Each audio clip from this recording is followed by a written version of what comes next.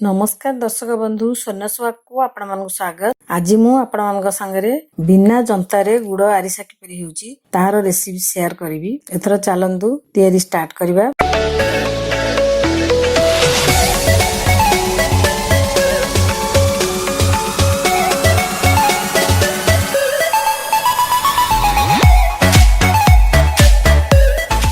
पिठा चाउल को भल भाव धोई 13-14 घंटा बतुरई चाउल को छाणी नेबे।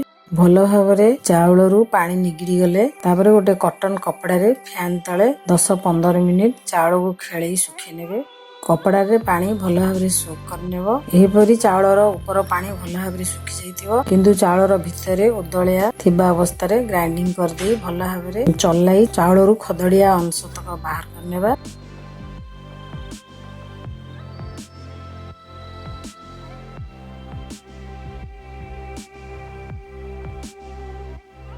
तीन गिना चाउल गुंड नेबे।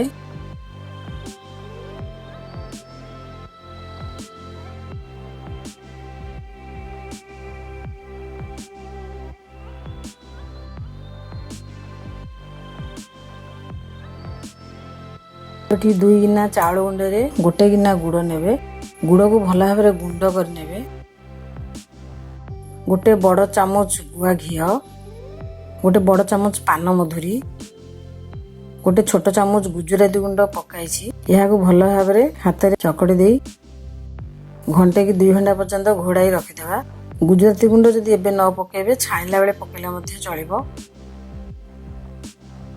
2 घंटा पर्यंत घोड़ाई रखि देबा।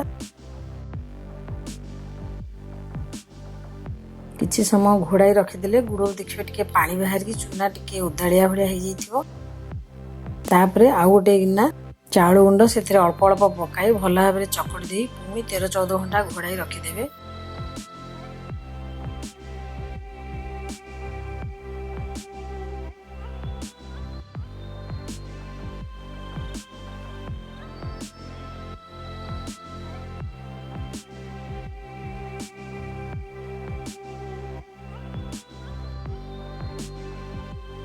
देखो मुझे राति चकड़ी रखी दी सकाଳେ प्राय 11-12टा बेलू कवर काढ़ी। देखो यह आउ 2-3 घंटा पर छाणिले चलो किसी खराब हो ना।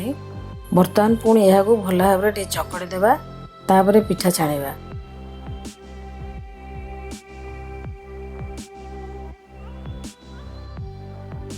मुझे 3 प्रकार पिठा छाणी। एपरी पान मधुरी पकाई किसी छाणी एवं राशि और काजू गुंड दे किसी छाणी।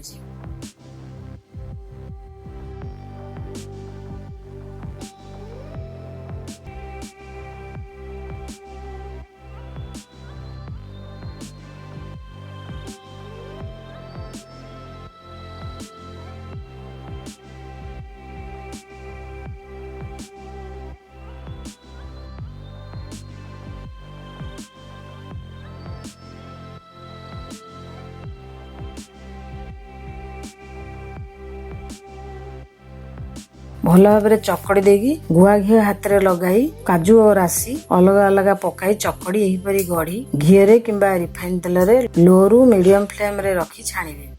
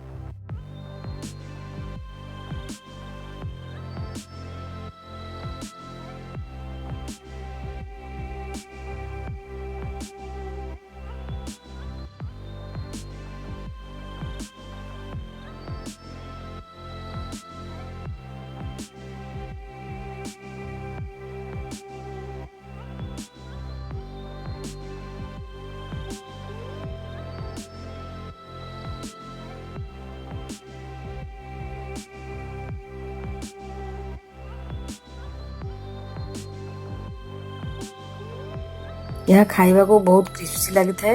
यह 15 दिन पर्यंत स्टोर करी रखी खाई परिवे। जो माने जंती परिवे नहीं यही परी सहजरे चाउल चूना और गुड़ चकटी आरिसा पिठा कर परिवे।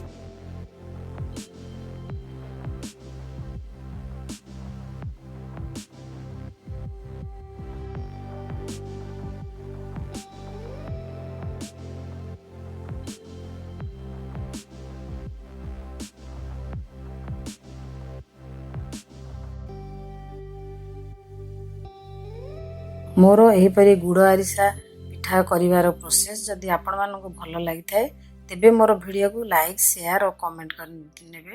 ସବସ୍କ୍ରାଇବ୍ କରିବାକୁ ଭୁଲିବେ ନାହିଁ। ରହିଲି ନେକ୍ସଟ ଭିଡ଼ିଓ ପର୍ଯ୍ୟନ୍ତ ନମସ୍କାର।